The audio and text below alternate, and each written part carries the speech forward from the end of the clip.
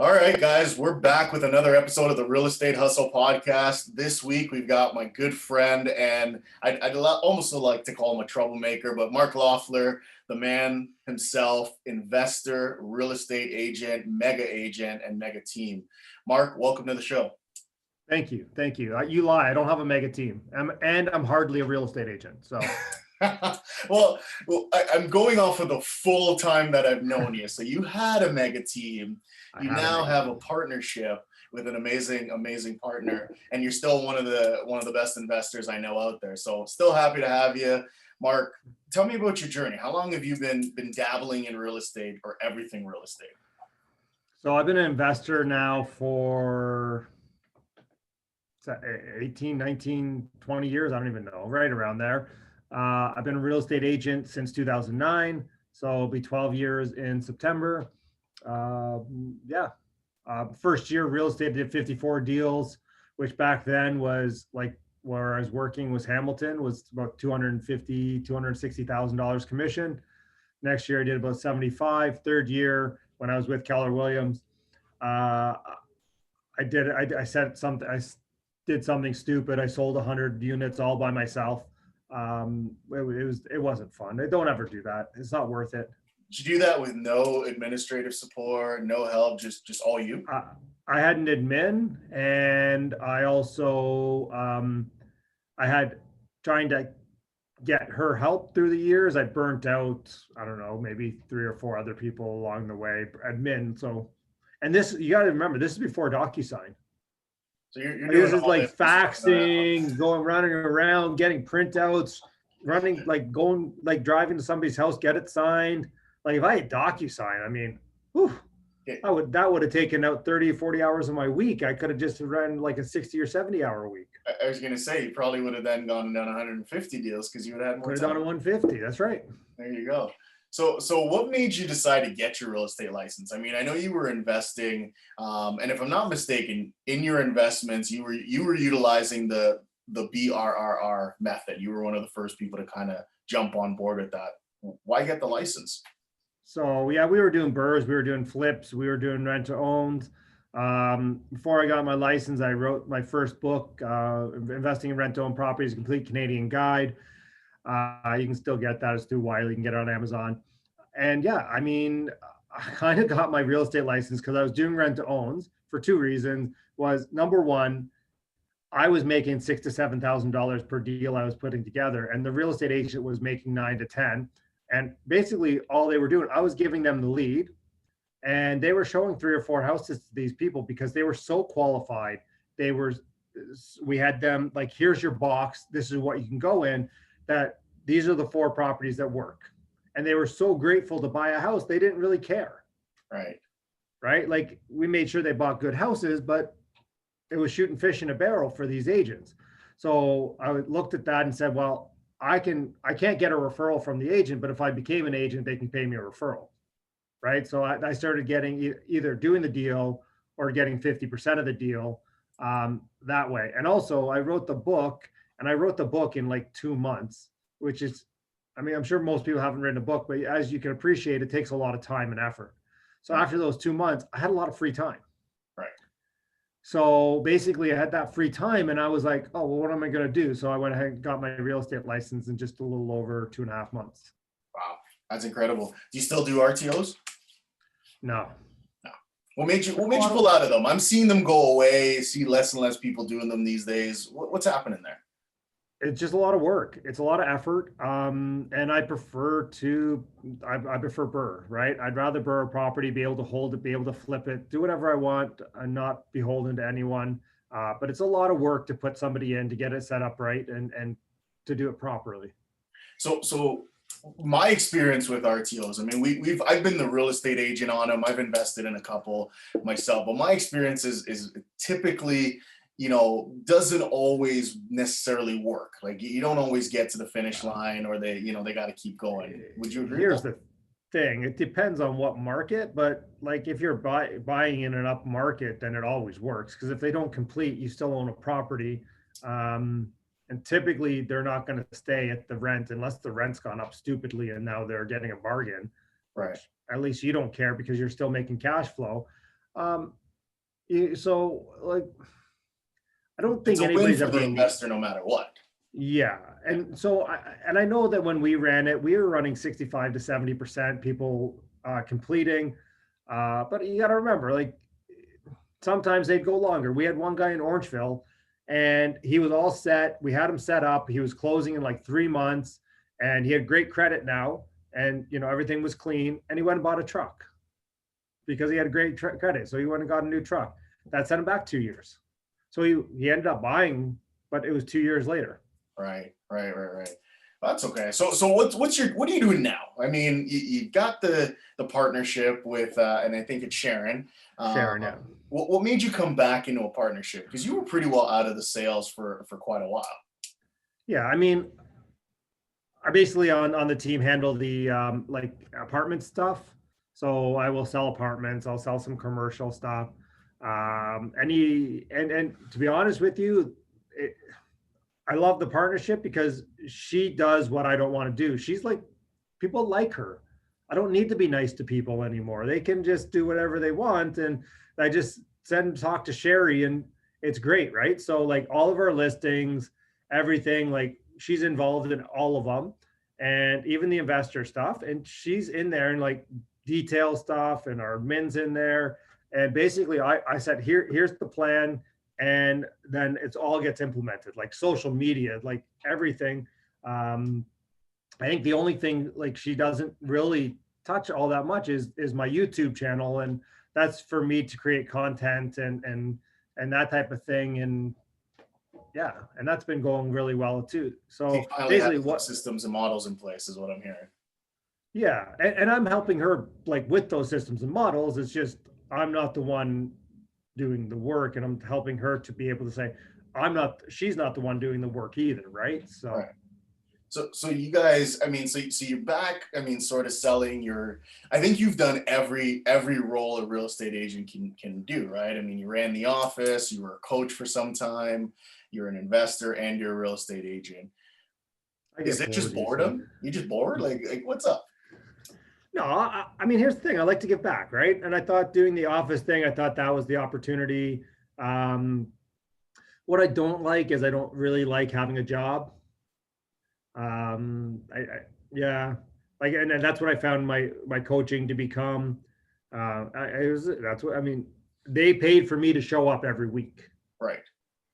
That's just what it was. So, and obviously you get vacation, you do whatever. Yeah, it's still it's a job, right? Absolutely. So, and obviously running the office, it's a job, and it was a great job. I loved it.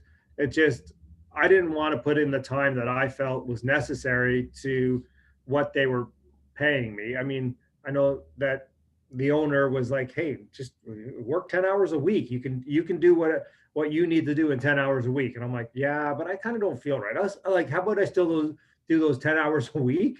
You just don't pay me." So you still coaching? You still doing any coaching now, or are you out of that game? No, I mean, to be honest with you, coaching isn't my gig. I don't want to. I mean, I get people call me all the time, ask me to coach them, and I could probably charge a significant sum for it, like, I don't know, 40, 50 grand a year. And it's just not my thing. I'd rather refer them to somebody who's really passionate about it, who likes doing it.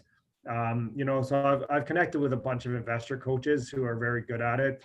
And yeah, and it's better anyways, right? Like, right. So there's no ego attached to it for you. You don't have to be the guy. You're willing to let somebody else do it. Nope. I'm good enough of who I am. I don't really, if I never sold another piece of real estate or never bought another piece of real estate, I think I'd be okay. Fair enough. So can I ask? I mean, if I'm off sides, let me know. But what's the official net worth? I mean, I think I've been bugging you for a while to kind of get this out of you. So I'm going to ask you on the podcast. Would you be willing to share with everyone? Or is that a little probably about 3 times as much as yours? What's yours? Mine's just under 5. So, so maybe a little more than 3 times. Yeah. So you're probably 5 times where I'm at. No, not yet. Next year. Next year for sure. Maybe. Who knows? So you don't want to sell. We're not doing that, but you're in the apartment building now. But walk me through the journey, because I think you started, and everyone always wants to know, like, how'd you get started in investments? Like, did you just grab a hammer one day and start doing it? Like, work me through how you go from zero to apartment buildings, 91 units. I don't even remember how many doors you have right I now. don't know, like 180 or something. Yeah. But we're selling 140 of them right now if anybody's interested. So How much? for you, 30 million. Um, Cool. We'll talk after. okay. But no, like I started doing burrs. I started living in a, so I, how, it start with house hacking. So buy a property, 5% down, buy a duplex. You can do 5% down. Like I did cash back mortgage. So I think my first property was like 200 and something $1,000. And I did 5% down with 3.5% cash back. I was literally into the property for $6,000. I moved into the property. I did the renovations myself, and I cleaned it up. And then I went ahead and, when I could, I refinanced it. I had very little money in it anyways. Like I had maybe $10,000 in materials, $6,000 in actual income. And then, I did that for a bit. And that was in Newmarket, Ontario. And then I went ahead and did another one in Newmarket. And then I went ahead and did that in Toronto because I wanted to live back in Toronto.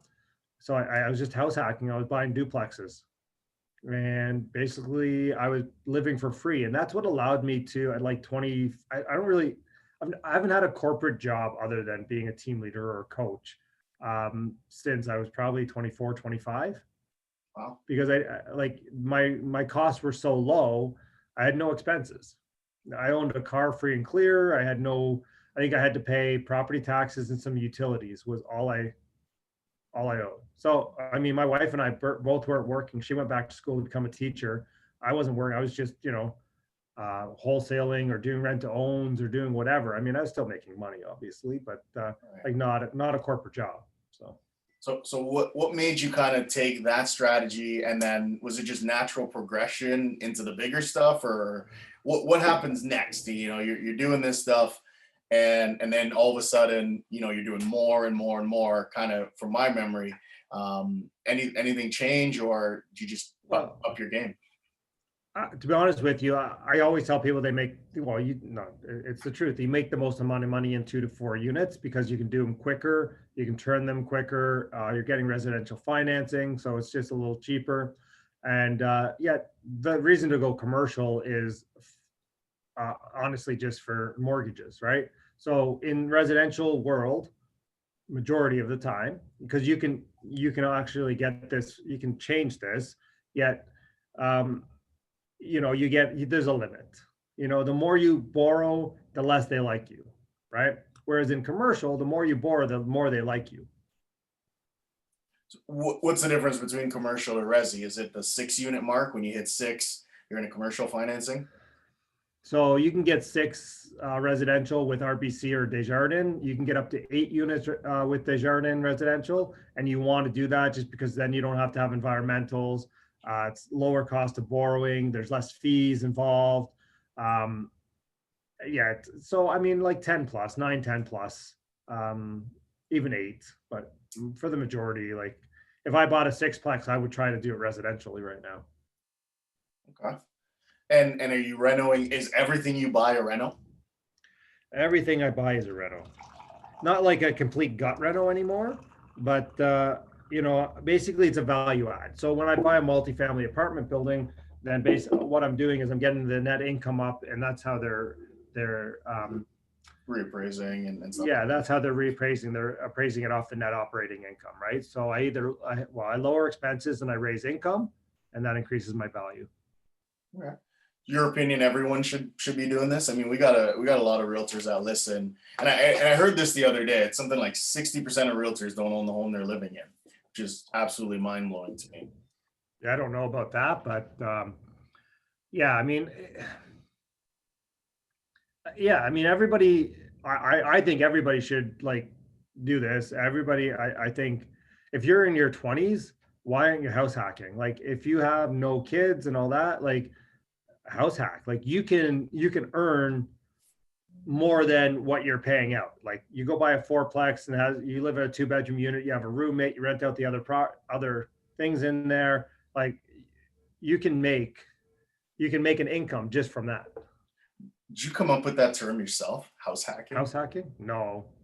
I was doing house hacking before it was called house hacking. Same thing I was burring before burring was actually a name. So do you partner with anyone, or you kind of a solo investor? What's your thoughts on that? so I mean I have partners and they've helped me get to where I am faster than I could have got here myself. Moving forward, am I going to partner? I don't know. I have a couple of people pitching me right now for me to work with them.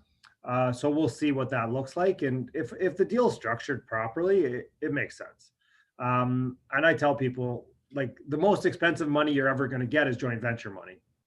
Yet it is typically the best way to go around it because, like, nobody, when you're starting out, nobody's just going to give you a loan, right? Nobody's going to say, hey, okay, I see, oh, you're doing your first property, I'll just loan you the money at 15% and 110% of the of what you bought it for, right? They're like, no, well, I want equity in there to, share in the reward. Right. And once you get experienced and you can not buy with partners, then you can do that. Like, I can go, and if I find a flip, I could go and I could get 120% of financing on it, no problem. And carry the cost or whatever that is, even include the interest in the loan, and buy that property. Or same on apartment building. Like, I would probably structure it differently now, where I have preferred rate and then lower equity. So okay, we had it's funny, we had Sandy and Adriano on separately. Adrian, sorry. And Sandy mentioned kind of his journey being with your team once upon a time, and kind of his growth path, and watching that. Anybody else that I should know that's kind of come out of the Mark Loeffler camp of incredible investing? Yeah, you got to talk to Alex Powell. Who else? Oh geez, there's other people. Do you enjoy that though? Like, do you enjoy making millionaires? Oh yeah, that was the whole point. That's the whole point now, right? That's the whole point of the YouTube channel. I kind of don't want to have a team anymore. I don't want to have agents that are. I just refer business right now because it's easier, right? Less stress, less hassle. If they screw up, I just stop referring to them, and that's fine. But yeah, like, that's what the whole YouTube thing is about, right? It is about giving back, helping create more millionaires, and at the end of the day, it's finding out other people, like-minded people to hang out with. The thing I found about it kind of investing is how small the circle actually was, right? I mean, you hear so many people, oh yeah, I invest, I do this, I do that. And you start quantifying it, and they bought a townhouse and that's their only investment, but they're telling everyone they're investors. If you're new to this, who are you taking advice from? Like, who are you listening to that other people should be listening to? I mean, I don't know, Andrew Hines podcast. You mentioned Sandy. He has a good podcast. Matt McKeever in London. I listen to Graham Stephan. Stockside, I do Financial Freedom, Jeremy on YouTube. Graham Stephan's YouTube as well. George L. Masry's podcast is good. He's all Canadian, or all these Canadians, or most of those are Canadian. Graham Stephan's in the States, and so is Jeremy. Meet Kevin is a good one too. These guys were real estate agents that grew, like Meet Kevin grew a great big following, and Graham Stephan, yeah, I mean, they're both good real estate agents. They just make more money from YouTube at less hassle, I guess, right? 100%. Well, and dealing with people is the issue. Yeah. Well, it sounds like a bit of the path, right? You kind of grow into it, get the team, maybe you keep building that way. I know Sandy's still got his team, but his focus is investments and his growth path as well. And it seems to be a natural curve. What are you telling a brand new investor right now? You're going to overpay today. In 5 years, you'll look like a genius. Fair. Pandemic have anything to do with your investing? Like, have you still picked up any properties? So I'm hearing it can't be done. We bought a 29 unit this year. No problem. Yeah, I mean, things are still selling. Like, There was a 42 unit portfolio in Burlington, and they listed at some ridiculously low number. And they held back. It was an estate sale. And yeah, they got 44 offers. And it sold for 14 million. My offer was 10 and a half firm. Didn't even see the properties. 10 and a half firm closed in a month. And they got 14. Oh, they got 14. They're not taking mine. I would take the extra $3.5 million too. It's like, I'm not, it's just like, okay. And at that price, you look at, it's like what I tell everyone as put the price in that if you're like, if it goes $1 more, you're like, you know what, that's good. They got it. Good for them. Congratulations. Right. So, when I heard the price, I was like, yep. I'm okay. Yeah, that makes sense. Well, maybe I'll sell my portfolio. I mean, we work with investors on the team as well. So I got a lot of investors sort of saying to me, they're not going to buy, or they're going to wait, or they're going to this. What's your opinion of that side of stuff? You had said that 2 years ago, or you said, I put out a video in March and basically said, I think this is the opportunity to buy. And I was right. I just said, I think we have a good 1 to 2 month window. I was wrong. We had a 2 to 3 week window where you could buy. And if you bought in that time, you look like a freaking genius, right? Or like someone like me, I'd bought before that time, but I was still in my conditional period. So I negotiated during that time to lower it because nobody knew what was going on. I was like, I don't know if Home Depot is going to be open. I don't know what's going on. So I need a discount. And they were like, yeah, right. Like I'm like, well, listen, we're buying cash. Just we need a discount because we have no idea what's going on in the world. And then you know what? It's turned out that 99% of our tenants are paying rent. We're able to get all the trades. We're able to do everything, right? So. And then the only holdup I saw last year was a bit of like sort of lumber shortage. That seemed to be the only thing that had a small little impact for a little while. Where it was like, you can't get any wood in. Yeah, that's mainly on the pressure treated side. We didn't have any on the we could always get like the 2x4s. It just you had to pay for them three times the cost, right? 3 times the cost, yeah. So do you only invest? You invest internationally, just in Canada? What's the portfolio look like? Right now, just in Canada. I've looked in the States a little bit. I haven't pulled the trigger on anything yet. I will. Coming up, I just right now, I want to be able to travel down there and do that type of stuff. I don't know if it's somewhere else or where it is. Right now, it's all Canada. 98% of it's in Hamilton. I got some Toronto, one in Cornwall.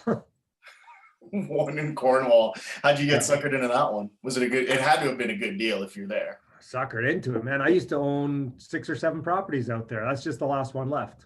Wow. We should sell that one. So fair enough.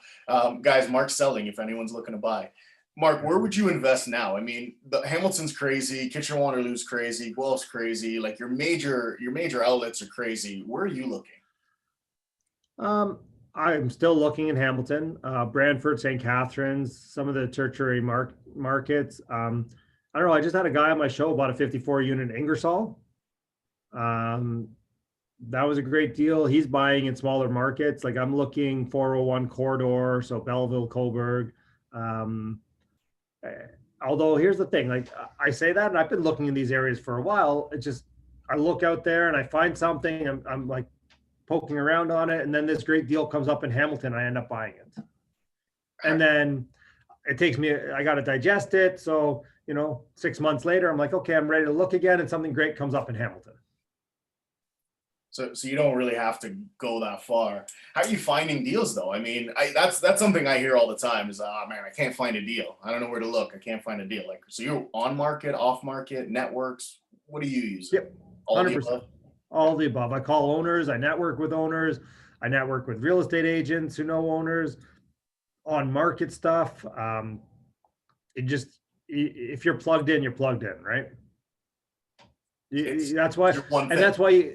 Here's the thing. You work with somebody who works in apartment buildings if you want to buy an apartment building because they're plugged in. I mean, the amount of agents I get come to me and say, hey, if you get an apartment building, let me know I have buyers. I'm like, yeah, great, no worries. Except, what about my 10 buyers that I have for that same apartment building? And that's the problem, right? That's why there was 44 offers on a $9-10 million portfolio, because there's that much demand. And like, I have one listed right now, my own apartment building, 1797 Main Street West, listed it on Monday, accepting offers next Monday. And I mean, I don't know, I'm expecting 20 to 25 offers on this thing, just because there's no inventory, right? Yeah. So where do you start though, right? I mean, how do you get plugged in? Like, where'd you start? Were you going to conferences? Were you going to meetups? So I bought a building, it was on MLS. Actually, it was a real shitty building on MLS. Like, it was 18 units, it was vacant. It was perfect for me. I loved it at that time. I'd probably still buy Is this the it. one that you did in downtown Hamilton with the windows and you did, I think you did a burr on the whole building. Was that this one? I've done a burr in every building I own. Fair. No, I mean, I don't know. It was 1544 King Street East in Hamilton. We did windows. We jacked up the building. Like, we basically rebuilt the whole thing, like, because somebody had stolen the rads, and basically the water had seeped down. Like, crackheads had stolen rads for scrap metal, and the water had basically leaked out and had taken out the foundation. So we had to do that. But we basically rebuilt the whole thing, new hydro, new wiring, new plumbing. When you do that though, like, we were able to separate all the water meters. We were able to separate all the gas, all the hydro. So we have very little expenses on that building, right? But yeah, I mean, and then, the other one, the next two I bought were both on market, like MLS listed.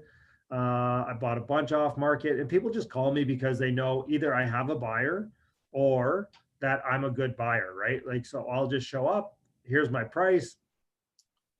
We agree on it. And if I say I agree, we close. Right. Unless something silly comes up. Like, we had a 20 unit under contract, and it came back that it was only a legal 18, and they weren't willing to help us. And we could see that it was a clerical error with City of Hamilton, yet it was probably going to cost us 40, 50 grand to fix their clerical error. And I would say, listen, you got to help us out, because that's a pretty big cost for something that, obviously it's not our fault, probably not your fault, yet you're the seller and we're the buyer. So you got to do it. You part of any of those groups? Rain, I think, was it Rain Network? Hamilton's I was one. Yeah, I was part of Rain for a long time. Kind of, I don't know, their information is kind of not as good as it was when Don was running it. Rise Network in Toronto is good. The Gain, which Alex Powell runs in Hamilton. There's a whole bunch of them. What's the other one that is out here in Burlington? Crap, I don't remember. There's so many of them. Yeah. So you recommend though being a part of something like that as like there's Onria, there's a whole bunch of them, and now you can do them from anywhere, right? Like, you can do Zoom, so you can go to the Hamilton one, you can go to the Toronto one, you can go to the London one, Sarnia. So you can go network with these investors, and you'd be like, okay, well, what's going on out there? Like, what are you buying? I mean, I was talking to a guy buying in Sarnia, and he bought a 12-plex for $750. I'm like, what is that? Like a 6 cap? And he's like, oh, probably 6.5. I'm like, that's okay. Like, why wouldn't you buy that, right? You got upside in rents, you got all this. So that's a good deal. Do you always look at the cap rate? Well, I mean, I always look at the cap rate. Do I buy because it's a 6 cap? I'm buying 3 caps in Hamilton, for God's sake. So, but here's the thing, like, that's how they get refinanced after, right? So I'm looking at it and basically saying, okay, my refinance is at this cap rate. What value is the bank going to give me based on that? So, right. So you're using the cap rate almost to your advantage in Hamilton and in some of those tighter areas. Yep. I like it. So from the real estate side of things, I mean, you're still selling, but you're doing the majority of that side. Solo agent to a team, to expansion, back to a team, and then now in a partnership. A lot of agents listen to us, I think, from every caliber. What was your best year ever, and sort of what got you there? Was it only investments, or did you actually do the conventional buying and selling part of things? Best year ever, how? GCI. That's a loaded question. I don't know. Like GCI. my best year ever. Like, so my best year ever when I spent 4 months at the cottage and I grew a big grizzly beard and did a bunch of triathlons. I don't know, played a lot of golf. Like, is that what you're talking That sounds about? like a good year. Was I that your don't most know. Like, profitable year? Coincidentally. no, no, it wasn't. Uh, I don't know. Like, my most profitable year was probably when I sold like 100 homes all on my own. I bought a bunch of investment properties. Yeah, I mean, it was probably like real estate wise is my most profitable. Like, I've had probably more profitable years just from like stock market investing as well. Um, I don't know. They're all good years, bud. Like, what do you want me to tell you? Like, it's all Well, you're experience, right? And it's all a growth thing. And it's like figuring out what I want to do. It's like, do I want to run a big team? No, it's a lot. It's a pain in the ass for me. I don't want to do that. It's not my personality. Perfect. Let's keep it small, keep it tight. Everybody knows their role, and it's good, right? I don't know. I'm having a lot of fun right now. So you've been having fun for a little while. It's not just right now. every year gets a little better, bud. That's just how it should be, right? So would you consider yourself technically retired? I mean, you're not technically No, working. I'm not technically retired. Like, I mean, here's the thing. Somebody calls me to list a property. Okay. We listed two rental properties. I sold somebody a while back, and it was okay. Boom. Let's do this. And then I'm like, I set the pricing. It's like I'm work, right?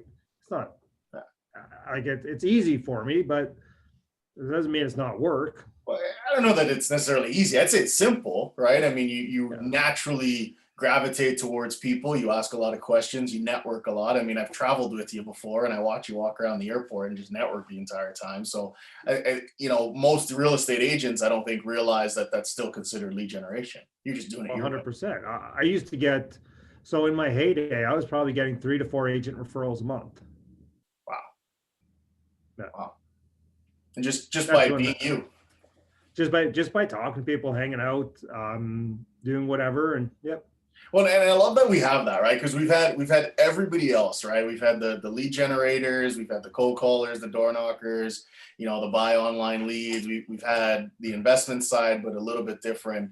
And then there's Mark, and the Mark theory is have fun with it, be yourself, network a lot, and add value to other people's lives. Well, like, I'll be honest with you though, like when I had the team, we were cold callers. I mean, that's where Sandy gets it from. He's just running my model. And everybody lead generated 9 to 11 every day. We had a listing specialist. Their only job was to follow up on leads, book appointments. And like their first month, they probably listed like 7 or 8 houses, right? Because we had so many leads stacked up, and I was the listing agent. I'm a horrible listing agent. Not that I'm bad. It's just, I'm a lazy listing agent. And it was, they were all just sitting there like right for the picking. And so he had a great month and continued to do well. And yeah.